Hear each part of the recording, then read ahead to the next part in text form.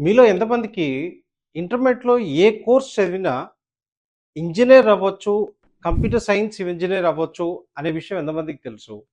కొత్తగా వస్తున్నటువంటి new education policy మీకు ఆ అవకాశాన్ని కల్పిస్తుంది. మీరు ఎంపీసీ చదివారా? బైపీసీ చదివారా? కామర్స్ చదివారా? లేకపోతే ఇంకో గ్రూప్ చదివారా?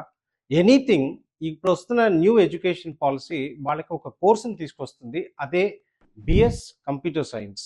దీంట్లో కూడా మీకు స్పెషలైజేషన్స్ ఉంటాయి.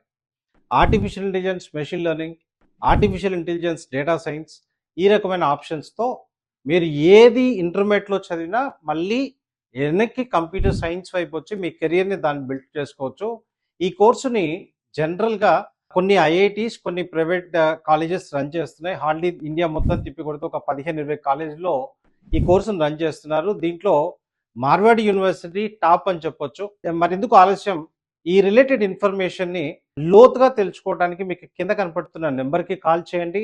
మార్వాడి యూనివర్సిటీ కౌన్సిలర్‌తో మాట్లాడండి. మీకు కావాల్సిన మరింత ఇన్ఫర్మేషన్ ఇవ్వడం జరుగుతుంది. సో, కళ్ళు మూసుకొని ఏ కోర్స్ చదివినా వాళ్ళు సాఫ్ట్‌వేర్ ఇంజినీర్ అవ్వచ్చు. అదే ఈ ప్రోగ్రామ్ యొక్క ప్రాముఖ్యత. Wish you all the best.